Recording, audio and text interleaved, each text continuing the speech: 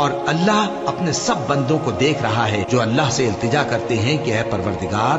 ہم ایمان لے آئے سو ہم کو ہمارے گناہ معاف فرما اور ہم کو دوزخ کے عذاب سے محفوظ رکھ۔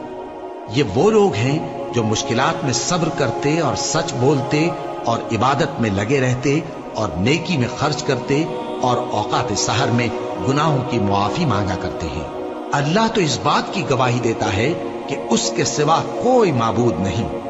اس حال میں کہ وہ انصاف کا حاکم ہے، اور فرشتے اور علم والے بھی گواہی دیتے ہیں کہ اس غالب حکمت والے کے سوا کوئی لائق عبادت نہیں۔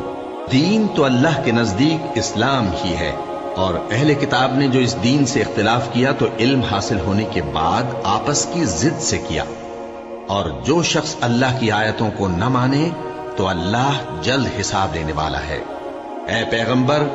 پس اگر یہ لوگ تم سے جھگڑنے لگیں تو کہنا کہ میں اور میرے پیرو تو اللہ کے فرمانبردار ہو چکے، اور اہل کتاب اور ان پڑھ لوگوں سے کہو کہ کیا تم بھی اللہ کے فرمانبردار بنتے اور اسلام لاتے ہو؟ پس اگر یہ لوگ اسلام لے آئیں تو بے شک ہدایت پالیں، اور اگر تمہارا کہا نہ مانے تو تمہارا کام صرف اللہ کا پیغام پہنچا دینا ہے، اور اللہ اپنے بندوں کو دیکھ رہا ہے۔ جو لوگ اللہ کی آیتوں کو نہیں مانتے اور انبیاء کو ناحق قتل کرتے رہے ہیں اور جو انصاف کرنے کا حکم دیتے ہیں انہیں بھی مار ڈالتے ہیں، ان کو دکھ دینے والے عذاب کی خوشخبری سنا دو۔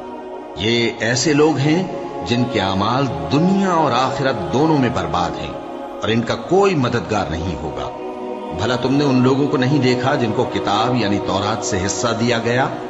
اور وہ اس کتاب اللہ یعنی قرآن کی طرف بلائے جاتے ہیں تاکہ یہ ان کے تنازعات کا ان میں فیصلہ کر دے،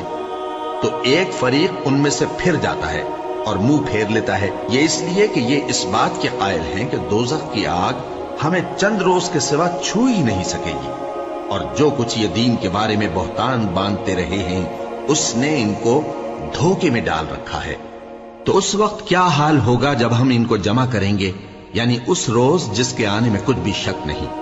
اور ہر نفس اپنے اعمال کا پورا پورا بدلہ پائے گا اور ان پر ظلم نہیں کیا جائے گا۔ کہو کہ اے اللہ، اے بادشاہی کے مالک، تو جس کو چاہے بادشاہی بخشے اور جس سے چاہے بادشاہی چھین لے، اور جس کو چاہے عزت دے اور جسے چاہے ذلیل کرے۔ ہر طرح کی بھلائی تیرے ہی ہاتھ ہے، اور بے شک تو ہر چیز پر قادر ہے۔ تو ہی رات کو دن میں داخل کرتا اور تو ہی دن کو رات میں داخل کرتا ہے، تو ہی بے جان سے جاندار پیدا کرتا ہے اور تو ہی جاندار سے بے جان پیدا کرتا ہے، اور تو ہی جس کو چاہتا ہے بے حساب رزق بخشتا ہے۔ مومنوں کو چاہیے کہ مومنوں کے سوا کافروں کو دوست نہ بنائیں، اور جو ایسا کرے گا اس سے اللہ کا کچھ عہد نہیں۔ ہاں اگر اس طریق سے تم ان کے شر سے بچاؤ کی صورت پیدا کرو تو مذائقہ نہیں، اور اللہ تم کو اپنے غضب سے ڈراتا ہے اور اللہ ہی کی طرف تم کو لوٹ کر جانا ہے۔ اے پیغمبر لوگوں سے کہہ دو کہ کوئی بات تم اپنے دلوں میں مخفی رکھو یا اسے ظاہر کرو، اللہ اس کو جانتا ہے، اور جو کچھ آسمانوں میں اور جو کچھ زمین میں ہے اس کو سب کی خبر ہے، اور وہ ہر چیز پر قادر ہے۔ جس دن ہر شخص اپنی کی ہوئی نیکی کو موجود پا لے گا اور اپنی برائی کو بھی دیکھ لے گا تو آرزو کرے گا کہ اے کاش اس میں اور اس برائی میں دور کی مسافت ہو جاتی، اور اللہ تم کو اپنے غضب سے ڈراتا ہے، اور اللہ اپنے بندوں پر نہایت مہربان ہے۔ اے پیغمبر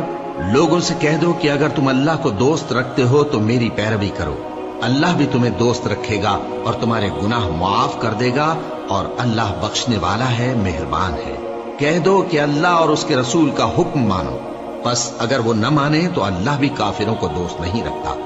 اللہ نے آدم اور نوح اور خاندان ابراہیم اور خاندان عمران کو تمام جہان کے لوگوں میں سے منتخب فرمایا تھا، ان میں سے بعض کی اولاد تھے، اور اللہ سننے والا ہے، جاننے والا ہے۔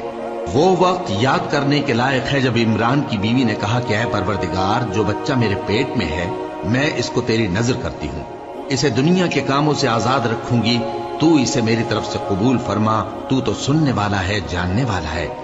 پھر جب ان کے ہاں بچہ پیدا ہوا تو کہنے لگی کہ پروردگار میرے تو لڑکی ہوئی ہے، جبکہ اللہ خوب جانتا تھا جو ان کے ہاں ولادت ہوئی تھی، اور نہ ہوتا لڑکا مانند اس لڑکی کے، اور کہنے لگی میں نے اس کا نام مریم رکھا ہے، اور میں اس کو اور اس کی اولاد کو شیطان مردود سے تیری پناہ میں دیتی ہوں۔ تو اس کے پروردگار نے اس کو پسندیدگی کے ساتھ قبول فرمایا اور اسے اچھی طرح پرورش کیا اور زکریا کو اس کا کفیل بنایا۔ زکریا جب کبھی عبادت گاہ میں اس کے پاس جاتے تو اس کے پاس کھانا پاتے۔